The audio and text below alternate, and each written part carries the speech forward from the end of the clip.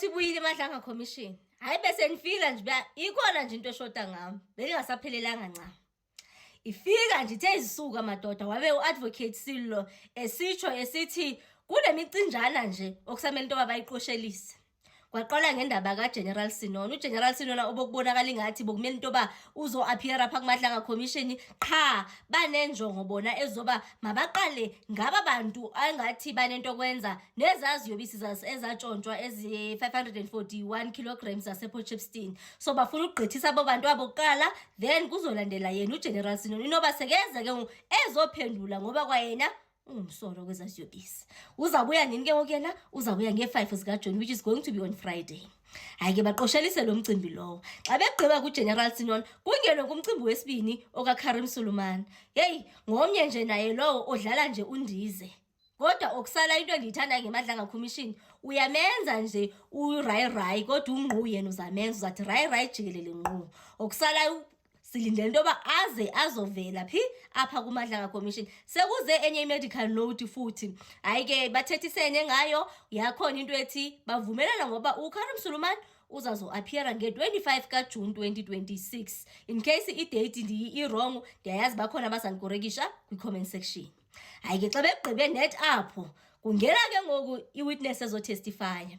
Witness ezotestify ngu-warrant officer Kel Sander, I think something like that. Ngenzeke ifani yakhe ndipronounce wrong. Hayi ke uthe ifika usuka kwela cala lama Hawks apho kwathi kwalahleka khona ezaziyobisi. Phofu ke ngoku uza yena engumsolwa. Hayi athe fika nje azazise nibungubani ichiwo yonke lento lena. Hayi ke izovela ke nomcimbi soko apho seke senziwa khona umsolwa.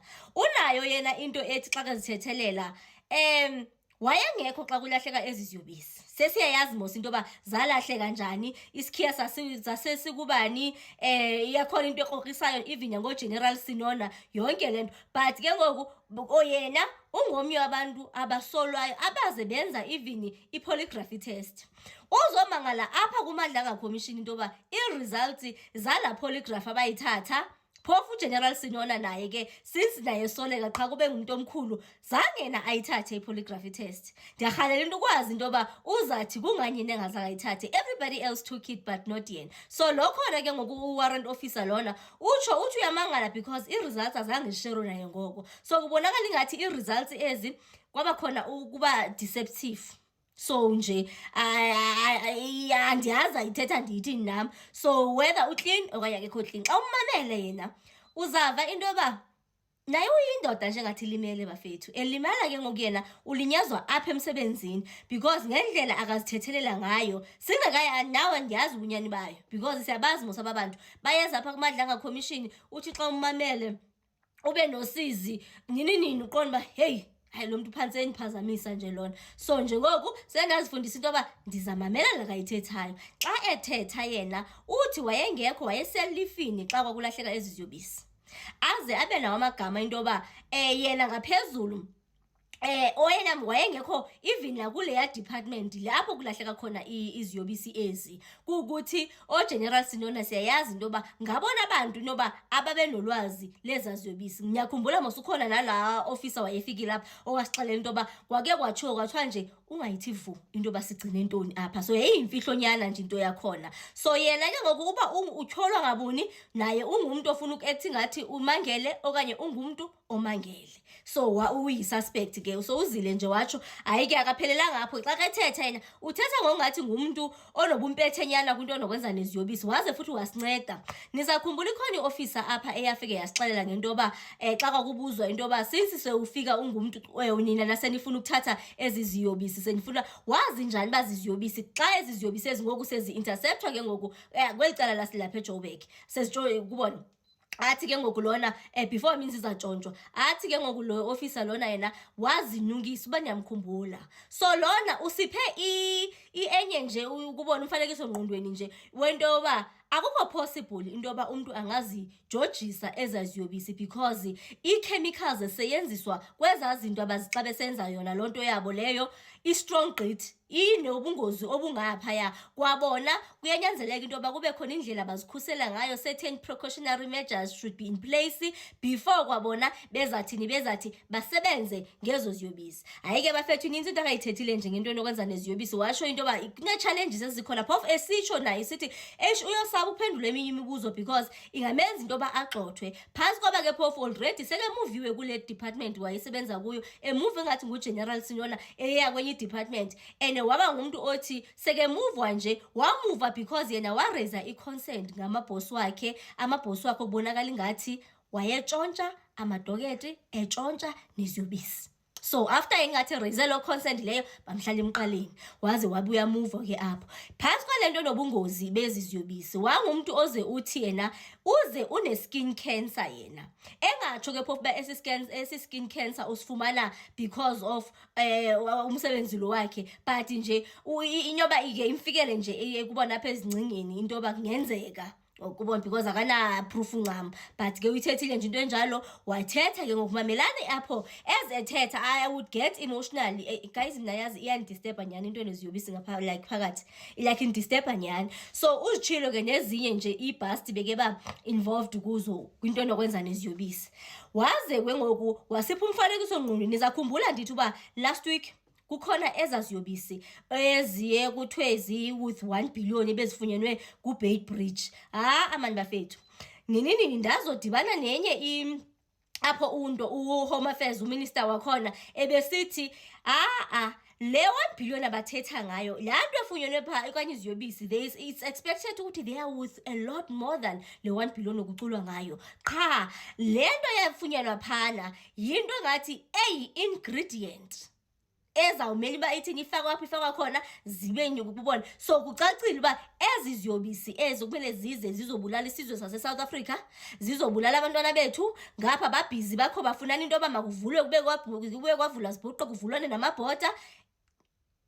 Zi-worth more than i-1 billion. So utsho ke ngoku iyena ubonakala ingathi ungumpethe oze othi yena baze bayamfonela xa kukhona umzekelo ibhasi kwindawo ezithile ngendlela kangumpethe ngakhona, abachazele into yoba this is how you should handle it, this is how you should do it and all that. Kuze kwakhona ke ngona lapho nje basengefakwa ikoneni malunga neziziyobisi ezalahleka.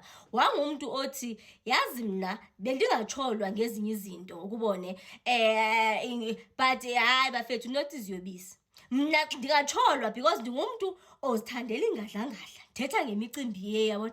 Wathi ndingumuntu ozithandela ingadlangadla, bendingatsholwa kwelaa cala eliyana. But kubone into enokwenza nezibhama, ndasho ndakhumbula noSejin Nkosi. Kaloku uSejin Nkosi naye ngulo wathi nje yena nje hobby yakhe nje into yokudlala ngezibhama. So ngalona ke ngoku wathi into angazithandela yona ileya, but not into enokwenza neziyobisi. So uthethe nje into engathi ifana naleyo. Hayi ke kukhona ezinye izinto othi xa kebuzwa, khona apha enithuse khona xa ebuzwa umbuzo, wangumuntu othi is it safe? I even thought uthetha uba is it safe phaa kuMadlanga Commission into bathethe, but later on kwakuthi ngathi bekune-misunderstanding nje. But yena nje uzamile nje ukuthetha, waze watsho wathi phantsi kwezileye lie detector test abazithatha apha emsebenzini, wake wathathiswa enye xa kwakulahleke, bezilahleka izinto cacile phaa bafethu. Andazi noba basebenza bengamasela, basebenza namasela, andiyazi nje into yakhona.